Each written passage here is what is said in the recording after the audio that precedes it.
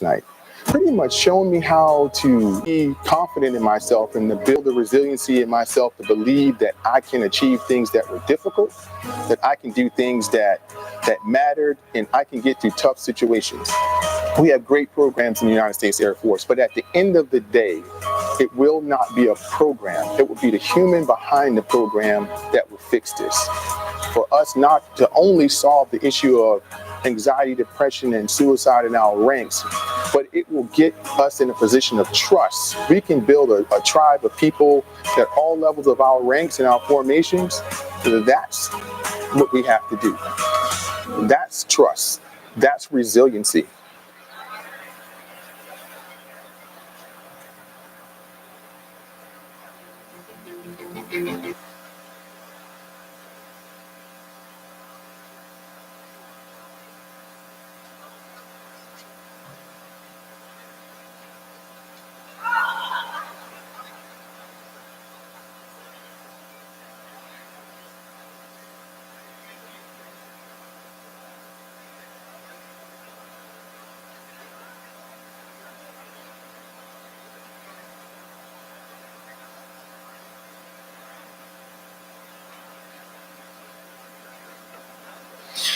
Ladies and gentlemen, welcome back from lunch. At this time, I would like to introduce our next keynote speaker. Major General Robert Skinner is the Commander, 24th Air Force, Commander, Air Force's Cyber, and Commander, Joint Force Headquarters Cyber, Joint Base San Antonio, Lackland, Texas. General Skinner is responsible for providing the Air Force component to combatant commanders with trained and ready cyber forces which plan, direct, and execute global cyberspace operations. Please join me in welcoming General Skinner.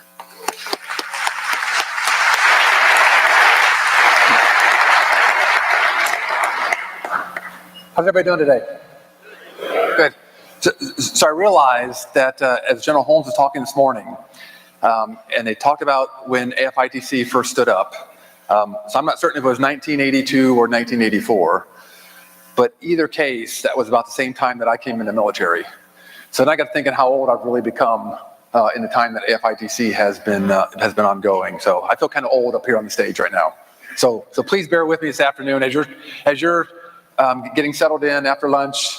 Heads will start me nodding here in a little bit because there's others who are much older than I am and much more mature. So as we go forward, but a big round of applause to them though and everybody else here that was able to take time out of their busy days. But I would like to highlight an airman, and I'll tell you, it never ceases to amaze me how great our airmen are.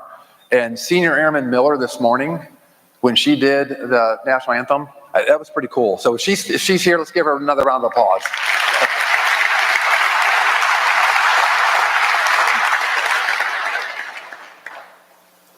Working for General Holmes is a blessing and a curse, right? He is an amazing boss. He is invested. In fact, I would offer he's probably the most invested 4-star in the cyber business and in cyber operations, and trying to bring the Air Force further and further along as we kind of get after this information warfare and this multi-dimension, multi-domain, multi-function aspects of our future. The curse is since he went this morning, he took about half of my talking points because General Radegui and myself have kind of prepared him well enough that he's taken our talking points and even to a greater height. So this briefing will not be as long as his, but we'll be able to get some questions as we kind of move along. Part of the issue that I think, as I stand before you is, I'm representing 10,000 total force airmen, right? 50% of those airmen are in the National Guard or in the Air Force Reserve. Pretty amazing. So let's give a round of applause to our total force.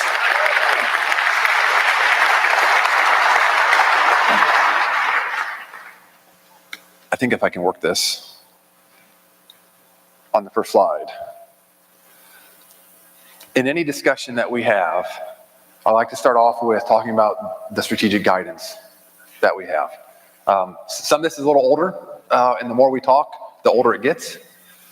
But I would offer this strategic guidance We are the most aligned department that we have ever been. From a leadership standpoint, from a Department of Defense standpoint, from a national standpoint, if you look at all the documents and all the guidance that has come out in the last year, 2 years, 3 years, we are the most aligned. And it all boils back to the National Defense Strategy. And General Holmes talked about this a little bit this morning, right? The 2+3, which is what our National Defense Strategy is built around, has never been more evident and never been more needed than it has in the last couple of years. Nations and adversaries are competing like never before. And they've been competing for a very long time. And to compete, as General Holmes mentioned this morning, they compete, deter, and then, if called upon, armed conflict. There is so much going on in the compete phase that we as a nation really have to get after this. And if you look at what Secretary Esper has talked about in a few of his interviews since he's taken over as Secretary of Defense, China is the strategic competitor, bar none. And if you think about some of the statistics from a China standpoint, right, even from a national economic standpoint, they're one-to-one compared to the United States. From a purchasing power standpoint, it's 2-to-1 in their favor. From a population standpoint, it's 4-to-1. And from a STEM graduation rate, it is 8-to-1. So think about that as we are competing. And as General Holmes mentioned this morning, they think it's their time. And they want to dictate to the rest of the world over the next 5-10 years to their line of thinking and continue to compete in ways that are more favorable to their national interest, which is why we need to really get after this compete phase. And that's why the National Defense Strategy is very important. Additionally, the National Defense Strategy is ours. Right? Those who've heard the Chief of Staff of the Air Force talk about, this is ours. This is the strategy document that every single service was a part of in building. So that's something to be proud of as a service. The other one is the NDAA. Treats cyber as a traditional military activity. That gives the Secretary of Defense a lot of power when it comes to the cyber domain and the cyber operations within that domain.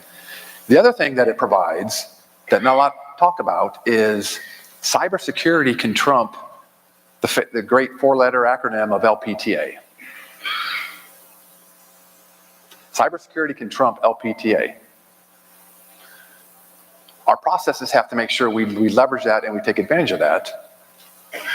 But it's out there, and that's something that we can leverage in making sure from a cybersecurity standpoint that we're performing the things that we need to perform. NSPM 13, another powerful document, right? This allows through a presidential determination mission type orders to the Secretary of Defense to produce cyber effects operations. No longer is there a prolonged coordination process, because if a senior leader from a different organization non-concurs, the Secretary of Defense still has the authority to press. Now they'll work through it, and no longer does it take an AO to be able to stop a concept of operations. It has to go to that organization's director. That's pretty powerful too. Now, as we learn through the midterm election support to the Department of Homeland Security, this can work pretty quickly.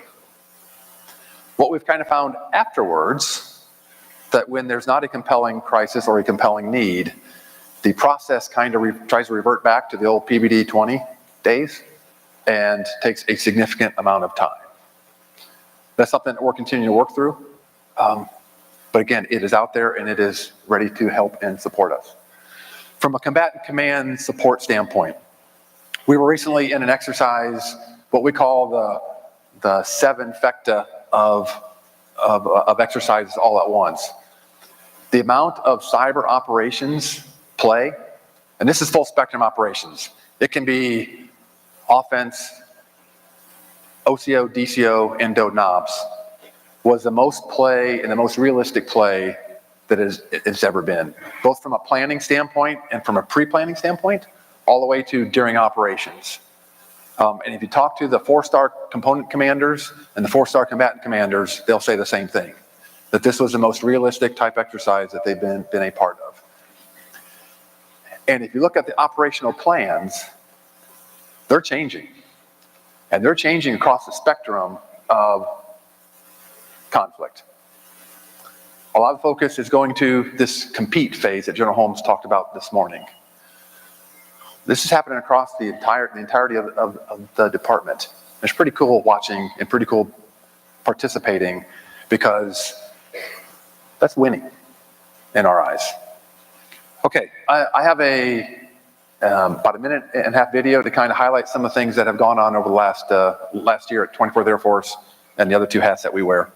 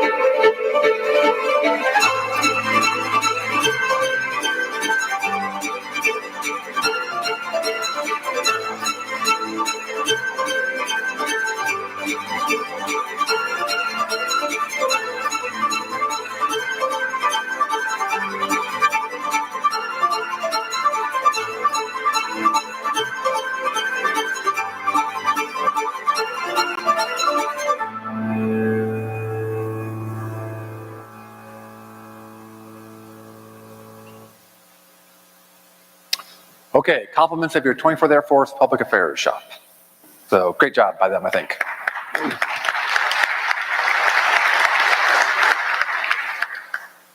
As you can see, even in that short video, it's been a very busy year.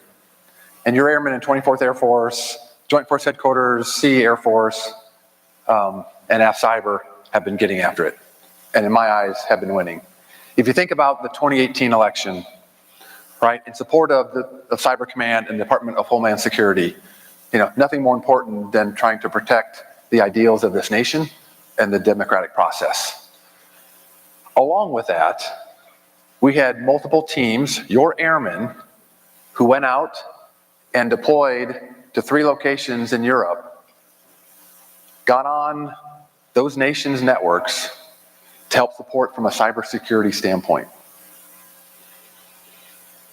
As General Holmes talked this morning from a authority standpoint, no longer just operating in blue space, but operating in gray space, operating where the adversary is, this thing we call persistent engagement. That's happening, and it's continuing to happen, and there's more and more teams and airmen who are going out and getting into gray space and understanding where our adversaries are, understanding those TTPs. And when we find those TTPs, then we're working with commercial companies, we're working with international organizations to upload that malware into VirusTotal as an example, so that industry can take those and develop countermeasures. Pretty outstanding. And those 3 teams, the first 3 teams that went out there, were your airmen. Hurricane Michael, who would have thought that we would have deployed members from the 5th Combat Comm Group and the 85th Engineering and Installation Squadron to a CONUS base? But because of the natural disaster, we deployed individuals, and they were some of the first to get there and provide communications capability. And we'll talk about one of those individuals on the next slide. But the other individual that we won't talk about is a captain flight commander who I was able to talk to a little bit afterwards and says, I was in that C-17 and there was no other place I wanted to be. And she goes, and I bet there are hundreds and thousands of individuals who'd like to be right where I'm at, being able to go out and help and support our country, support that location through that national disaster. So very excited. And General Holmes talked a little bit about retention, right? There's no better retention tool than actually being able to do what you are trained to do. And that's the full spectrum of cyberspace operations. If you're able to take that education, take that training, take those TTPs, take those TAC evals, and be able to put those in action, that's pretty powerful. That to me is the number one retention tool, and also number one recruiting tool. Okay, Batman. I know Batman, Colonel DiPolito's out here. The other thing that we did from a persistent engagement standpoint is we worked with USAFE to do a big spear phishing campaign. Like 120,000 spear phishing emails were sent out, trying to test our cybersecurity, test those defenses. I will tell you there's something about an email that comes into your box, whether it's your personal or whether it's at work, and it says free, that the mind and the finger don't work well together. Because that finger automatically goes down to hit click, or to, some even cut and pasted into their browser to see what free goodies were available. I think it was about a 10% click rate across the board. But I will tell you, if you look at some of the spear phishing emails that come out, they're pretty realistic. So the goal, and one of the asks, or continue to ask from an industry standpoint, is it's very hard to stop them from coming in or stop the spear phishing. But how do we make sure that it doesn't expand, and that the scope, that we limit it to the maximum extent possible? That's something that we need continued industry help on, is making sure that, how can we, because it's going to happen. Somebody's going to click, and so your help in that is going to be key. But kudos to USAFE for allowing us, and that also increased our tactics and our abilities. And we have this thing called TAC eval, right, which is something that we just instituted within the last 6 months. And is your equipment, and are your people, and our TTPs, are they operating the way they are supposed to? And so we're testing this. We're testing it with our cyber protection teams. We're testing it with our email capabilities. We're testing it with our firewalls. Are they operating nominally? Because for the most part, I would say it's not operating nominally. And so that's one thing that we are continuing to refine, is how do we get after this thing we call TAC evals and understand how our systems are working. But more importantly, we're trying to leverage this across the Department of Defense to make sure that from a DISA standpoint, for example, internet access points, are they working as advertised? Because if that's not working as advertised, we're expecting a lot from that capability from a defense in-depth standpoint. Okay. Training, I'll talk a little bit about training in a second. User experience. I know that's however many letters, bad word. Thanks to General Radke for allowing General Holmes to show the eye-watering chart of all the tasks that occurred over the 6 months that we started looking at it. I will tell you, it really came to roost Thanksgiving of last year. I call it the Thanksgiving Rule Crusher, because we put out a patch or an upgrade, whatever you want to call it, over the Thanksgiving Day weekend, and it crushed. I got a phone call from General Holmes, which I will tell you, 90% of the phone calls I get from senior leaders is all focused on user experience and DodeNops. General Holmes called and says, Bob, it was like 1 PM. He goes, you realize I'm still not up on our systems. Then he proceeded to talk about his experience at home. And he leverages it from a number of songs standpoint. Yeah. General Radke's laughing because he knows He goes, you know, it takes 3 songs for me to have my computer boot up. And he goes, and sometimes it takes 2 songs just to send an email. Well, there's a lot of complexities. We worked through that, at least from his standpoint, and he hasn't called me on that recently, so I think that's a good thing. But we understand that user experience is not where it needs to be, right? We have the infrastructure, and we have the network that we purchased. I won't even say the one that we could afford. It's the one that we purchased. And so your great airmen are working day in and day out to get after how do we make the best of the network and the infrastructure that we have. And they're doing a lot of great work. One of the biggest things that we've had to do in the last year is this thing we call orchestration. There are at least 5, 6, Scott Heitman, because I'm going to talk about him in a second, is shaking his head. There's 5, 6, 7 organizations who can make changes to the Air Force network at any time. Not all of it was necessarily orchestrated and or coordinated.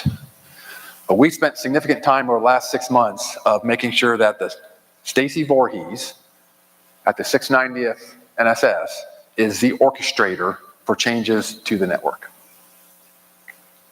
Hasn't been perfect, but we're close. And so, again, a lot of great work has happened, and we'll talk a little bit about this thing we call Roll IT. Not Roll Tide, Roll IT, to get after this, because it's less about user experience in my eyes, it's more about airman readiness. Because at the end of the day, our airmen need to be able to perform the missions that we've assigned them to do. Okay, next slide.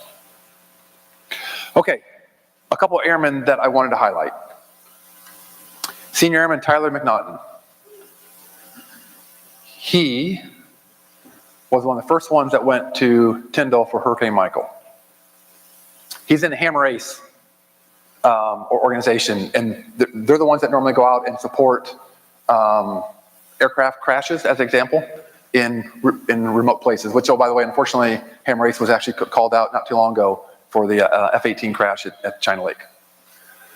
But he went down to Tyndall to actually, he's an RF troop, and he actually set up their LMR, which is what you'd expect him to do, but he also started working the networking piece also.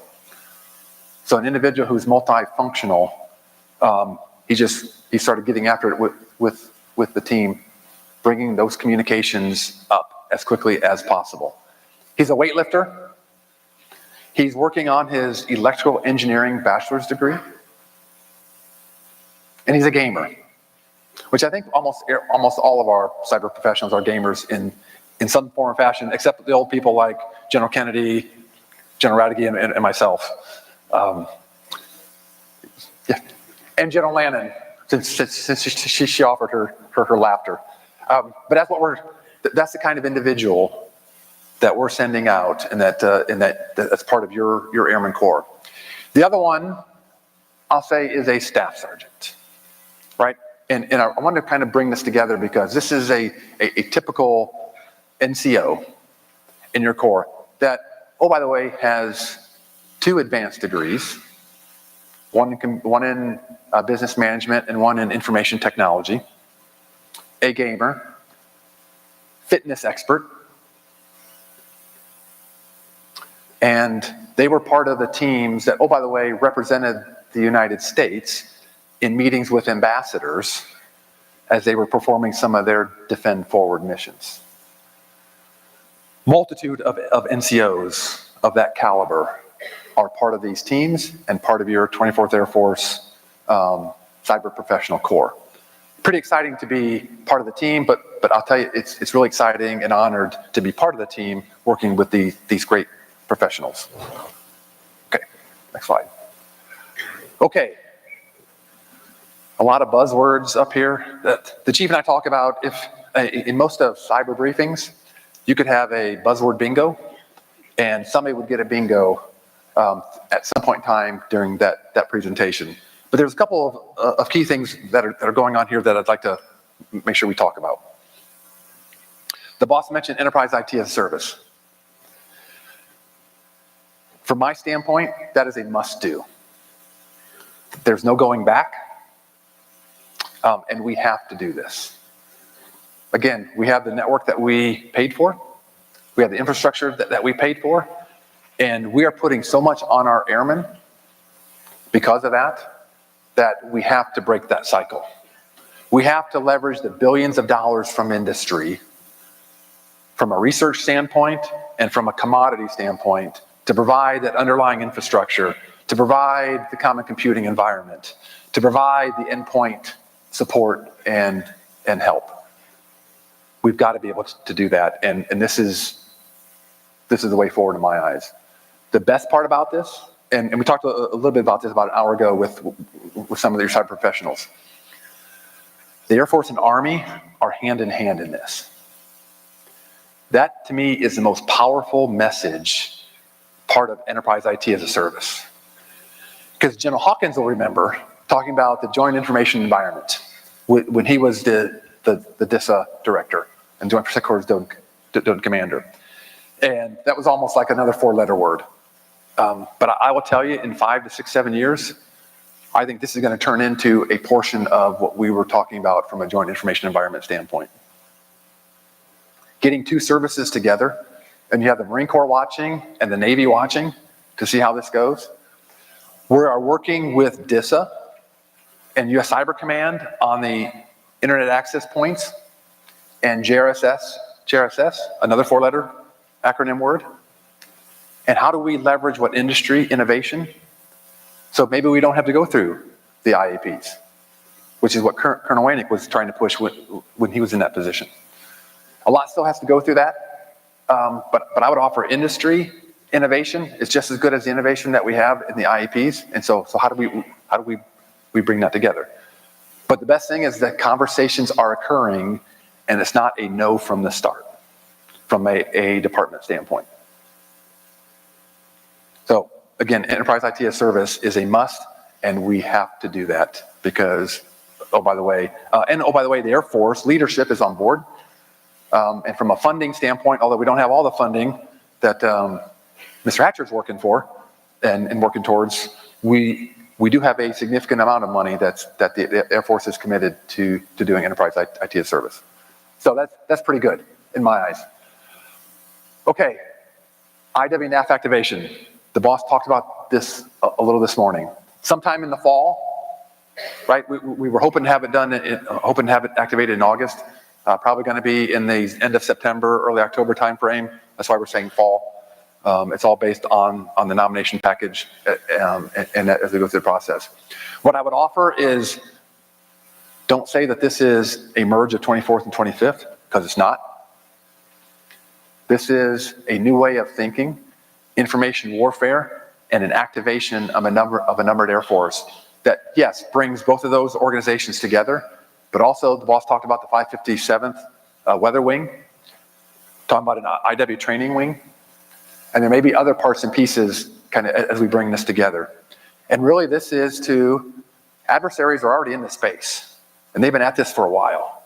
How do we leverage ISR, electronic warfare, IO, cyber? How do we bring all that together, both from a capability standpoint for our Air Force component commanders, who then support the combatant commander, but also from a development standpoint?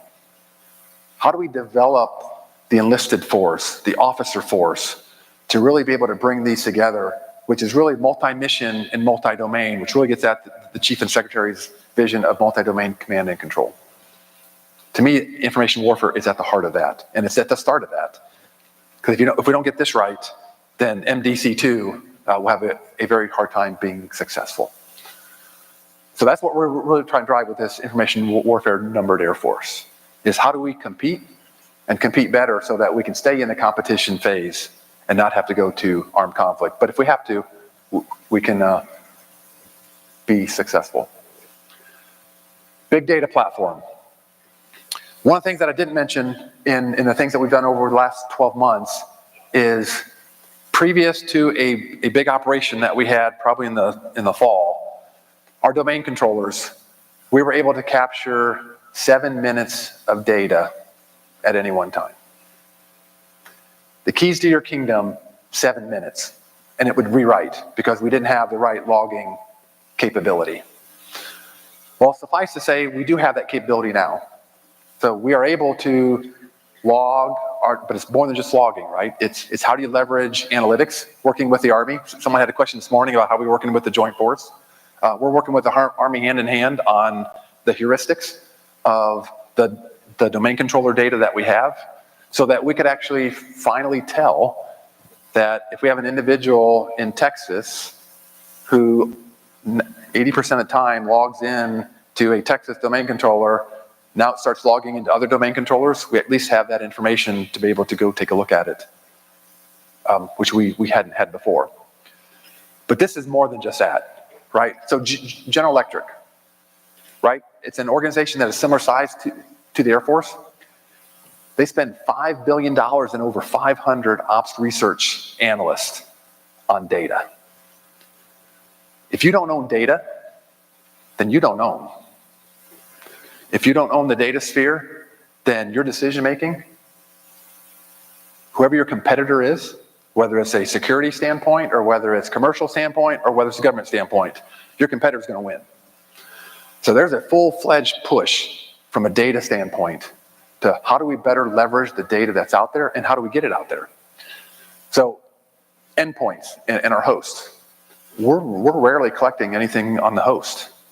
So how can you have a complete picture from a cybersecurity standpoint if you're not able to not only collect, but leverage that data from an analytic standpoint? So industries help, right? How do we better leverage? How can we better leverage the data that's out there? How can we look from a heuristic standpoint and from a rule standpoint, from a query standpoint, and better understand what normal is and then what abnormal events are occurring? Because we're kind of, I won't say we're blind in that area, but we're continuing to improve. And so your help in that area is key. Okay, 12 and 12 initiative. Colonel Sean Kern is and Tom Bodden are kind of leading this 12 and 12. So cybersecurity and defense. How many tools do you think we have out there from a cybersecurity and defense standpoint? Okay, too many to maintain, yes. 218. Oh, 218? Okay, that's Jay Inman, so I'll agree with him because he probably knows more than I do. If you talk to Fortune 500 companies or Fortune 100 companies, they have 12, roughly, from a cybersecurity and defense standpoint. I didn't think it was as high as 218, but I know it was at least quadruple that amount. And if you remember when I was on the stage last year and I said, if anybody brings me a tool, I want to take 4 off. That actually kind of fits in with this 12 and 12 because we at least want to get down. And so how do we bring all this together? Working with Air Combat Command and Tom Modner, who I mentioned at a different meeting, who's doing a superb job of bringing cyber into Air Combat Command's processes so that we can have success from a POM standpoint and from a weapon system sustainment standpoint. He's doing a superb job. And so we're working with him to kind of bring all this together to how can we get this down to 12? And it's less about the number than it is about how do we simplify. Simplify it for our environment, simplify it for our understanding, but more importantly, simplify it for our airmen. Because I want the airmen doing less on the things that technology can do for us and really get after the critical thinking. So another question this morning talked about, from an air education training standpoint, we need critical thinkers.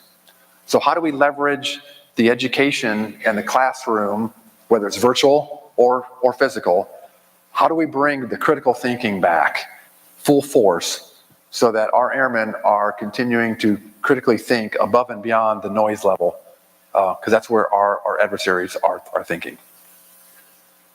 So that's our 12 and 12 initiative. Actually, I think it's 12 and 11 because we started this in July, and now we're into the next month. So Tom Bodner at ACC is bringing LCMC. They're bringing 24th Air Force. So the operators, the acquirers, the requirers, bringing this together as part of the weapon system process. Because the other thing that we found is declaring these weapon systems as weapon systems has been great from an Air Force standpoint. But now we found that how do we bring it together so not just intra-weapon system, but inter-weapon system. and bring capabilities across all the weapon systems, not just one focus here, one focus here, to optimize those capabilities. That's also part of the process that Tom Bodner, General Radke, and folks are helping to work for us. Okay. And we can talk about workforce development. I know General Kennedy's right here. He's leading the effort, both from an officer standpoint and from an enlisted standpoint. And I know Mr. Marion is working it from a civilian standpoint. Huge changes as we go through. And in fact, I think, Trap, you're leading a team, the board at the end of the month, or the end of September, that's looking at from a 17D standpoint and 17S, what individuals are going to be classified at. The best thing about the process in my eyes right now is individuals have a voice in that process. Squadron commanders with those individuals have a voice in the process, which didn't happen last time. So a lot of great lessons learned, and General Kennedy and team and Colonel Alford are doing some great work in defining a structured way of managing and leading our talent well into the future. So we can talk about that on questions if anybody would like. Okay. The reason I have these cards is because there's a couple of individuals that I want to make sure I highlighted. So at the 68th Network Warfare Squadron, Staff Sergeant Amanda Chum, a mission director, led a team that accredited 19 SCIFs at 8 forward bases for JSOC. She identified data leaks. So, and you know, from a JSOC standpoint, operational security is at the forefront and at the heart of their operations. So she's able she's completed a BS in Intel Studies and made the Dean's List. She drove over 25 Fayetteville Fit events with over 400 individuals. So these are our airmen doing great things on their own. The 390th Cyber Ops Squadron, Major Sonia and Master Sergeant Bass. Formal training units. General Holmes talked a little bit about us working with Air Education Training Command to get after the formal training units and provide better training to our force. I will tell you, the Air Force, on the cyber effects operations standpoint, has the best training program around from a service standpoint. Our graduation rates at some of the higher level courses is in the 90% range. Other services are about in the 50% range. Other services are coming talking to us of how we're doing this. And oh, by the way, we're putting them in a formal training unit so General Nakasone gets a full up round when they come and into the work roles and come into his organization. That's pretty powerful. And then Mr. Steve Lopez, 346 Test Squadron, Cybersecurity Vulnerability Assessment. The number of cybersecurity vulnerabilities that he has found is in the hundreds to the thousands. He volunteers at his local church, configuring network devices. So taking the expertise that he's learned from an Air Force standpoint and providing it to his congregation and to the local community. Those are the type of individuals that we see on a day-to-day basis. Our job, in my eyes, how do we unleash that? General Holmes talked this morning about compliance. And there's a risk discussion to be made from a compliance standpoint and a user experience standpoint. I take it a step further. I call some things organizational silliness. Every organization has it, so those who are laughing, every organization has it in some form or fashion. It's not just the government. I need your help, both from an industry standpoint and from an internal to the government standpoint. Where are those silliness, those policies, those directives, those barriers that are inhibiting our ability to perform the mission that we've been assigned? But my first question would be is, where is that in writing? Because I'll tell you, Chief, 70% of the time, it's not in writing. It's an artificial barrier that through legend, through folklore, through previous potential leadership that wasn't put on paper, whatever the case may be, it's not there in writing. And so a lot of times we're inhibiting ourselves. But I know there's other things out there from a policy standpoint, from an acquisition standpoint, although if it's law, it's law. But, oh, by the way, we have worked with Congress on some law changes also. So those things that are impacting our ability to perform the mission, I need your help. Because it is our solemn job and our cherished job to provide the environment for our airmen to be as successful as they can be, to optimize their talents across the board. And that's where I asked for your help as we kind of move forward. Because that, to me, if we can do that and we can reduce the organizational silliness to the minimum extent possible, the sky's the limit for our airmen and the things that we do. We had a couple of examples of what our airmen have done. I mean, think of it, a staff sergeant who's working with ambassadors of other countries. Pretty powerful. And I think that is my last slide, and we got time for questions.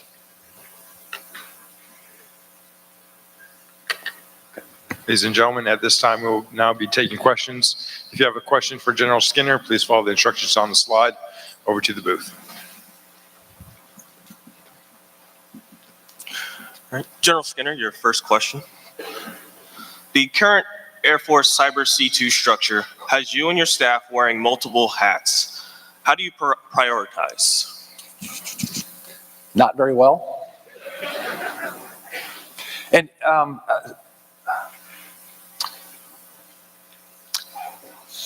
we have 5 4-star bosses. What I tell each of those commanders is, when I'm sitting right next to them, they're my number one priority. So if anybody's watching this, they're the number one priority as they're watching it. I will tell you that is something that's a continual challenge, because there are priorities across the board, and we don't have the right organizational structure, we don't have the right resources to get after every priority. So what we do is we have a dialogue with the combatant commanders, with the component commanders, with General Holmes, and working with them, that's how we prioritize. I will tell you, as we stand up this and activate this information warfare NAF, that NAF is going to be larger than some major commands. Prioritization is going to be key to the effectiveness of that numbered Air Force. And as they develop the information warfare planning cell, and as they develop the capabilities to support the Air Force components, the discussions with those Air Force components is going to be key to that overall prioritization scheme. And that's the only way to do it, is working with those commanders and having an understanding, especially from an expectation management standpoint, of what capabilities can be provided. And I'd love to be able to talk to you in a classified session, in a classified forum, of the capabilities that your airmen are able to provide, because I just put quotes winning around what our airmen can do from a full spectrum standpoint. So that's how we prioritize. Next question.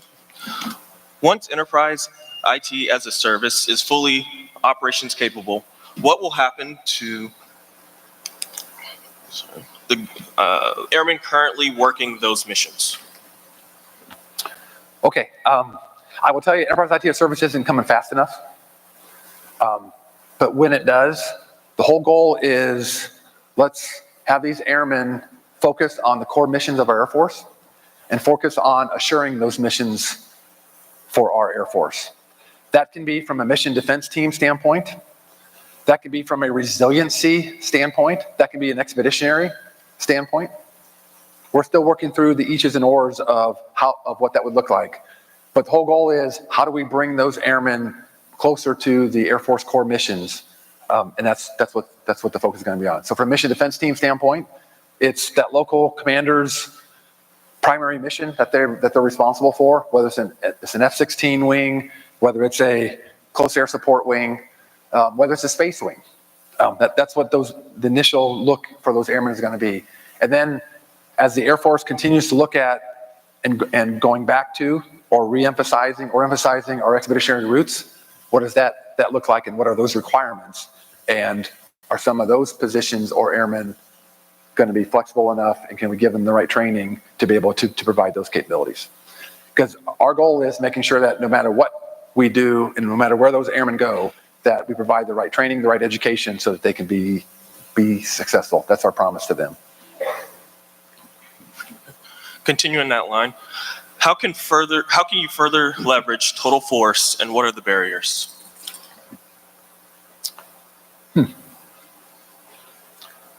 I'll say that one of the biggest barriers of leveraging total force is understanding how to ask for the total force.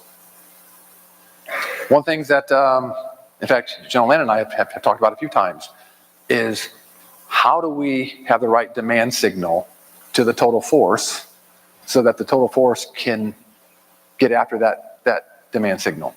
That's the first part. The second part is training requirements. From a cyber defense standpoint, say we have an individual that's working for Microsoft, right, as a cybersecurity expert. Do we have to send them through a very long training process to bring them in as a guard and or reserve personnel? You shouldn't have to. There is some training that's required, both from an airman, big airman standpoint, but also from a technology standpoint to understand kind of what the Air Force environment is. But that should be very modular. And I know we're working through it at Little Rock from a training standpoint, but that's another inhibitor, is getting that total force to be people wanting to, because they don't want to take 6 months off of their job to go to training, training that they've already had. So that's the other part. And then the final piece is just figuring out how to ask and putting that demand signal on them. The other thing I'll offer is those who looked at the Texas ransomware recent incident, there were Texas guardsmen from the Air Force or for the Texas Air Guard who were part of that response.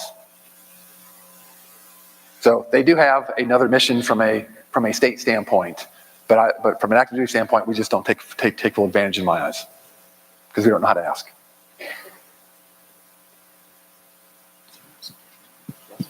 I think about 5 minutes.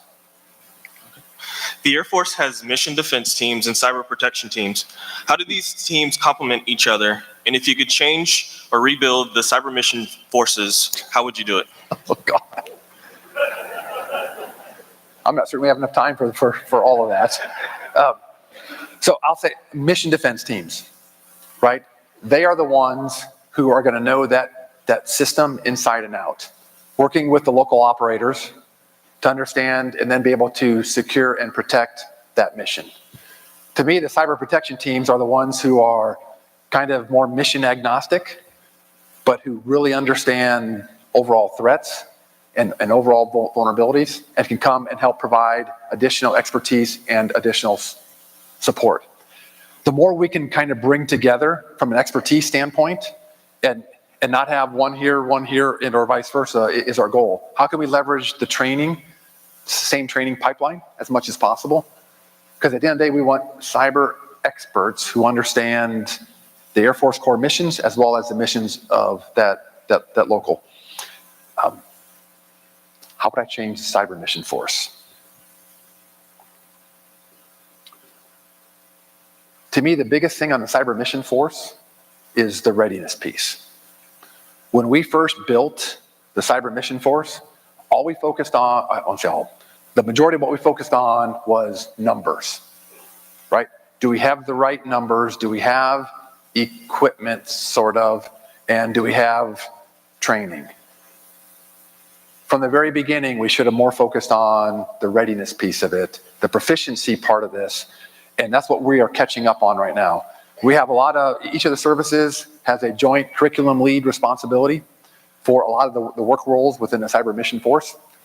That probably should have been done a couple of years ago in concert so that we could get at the proficiency and readiness of the force a lot sooner than just focusing on the build and how many people do you have in the work roles.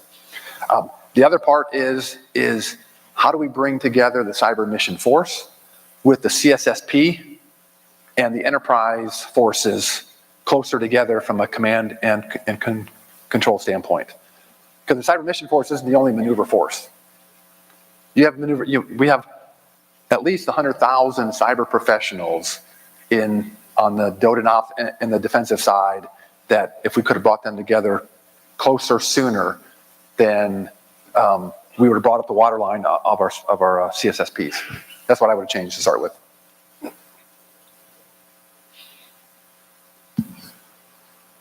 All right. Last question. What are the top 3 quick wins that could be done to improve user experience, and what is being done to execute on them? Whew. Okay. Do you realize that there are 40, Scott Heitman, 43 or 45? There are 45 points between a user and email. 45 different points. So the one thing that I did talk about was this thing called Role IT, and I don't know what it stands for, but it is the user experience, it's the next user experience focused on readiness of our airmen. And General Holmes talked a little bit about it today, is really focusing on how do we measure, right? Because the first part we struggled with, what do we measure? And so I'll tell you from my standpoint, the quick wins have to do with authentication, encryption.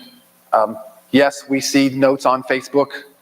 So those who say that senior leaders need to acknowledge that we have problems with OWA and SMIME. Yes, we know. We are working those hard. Colonel Packler and Scott Heitman now at AFITC are really looking at those. But I think that is the first thing. The second thing is configurations and the complexity of our network. We need to kind of, I won't say clamp down, but we need to focus on the configurations of our edge routers as an example, and some things we have at the bases, because that is, we have enough bandwidth, but sometimes we limit that bandwidth. And so those kind of, to me, are the key ways. And I'm all ears, and so is Scott Heitman, on other ideas of what we should look at from a user experience standpoint. Again, airman readiness standpoint, because that is a retention, a source of retention criteria in my eyes. So I think that's it. Thank you for your time. I'll stick around for just a little bit. I apologize, I'm not here for the rest of the week. I'm getting back to San Antonio just because the Vice Chief staff is coming down on tomorrow, and UCOM commander is coming the next day. So pretty exciting week for your airmen in San Antonio. Have a great day. Thanks. I would like to now invite Mr. Hatcher to the stage to offer General Skinner a small token of our appreciation. That's why you're able to make that up, that. Hey, Bob, great, man. Great to hear about what your airmen are doing, staying persistently engaged across the globe. And where we go with multi-domain operations, I have no doubt 24th Airmen are going to be part of that fight. So thank you again, brother. Good seeing you. Thank you, General Skinner.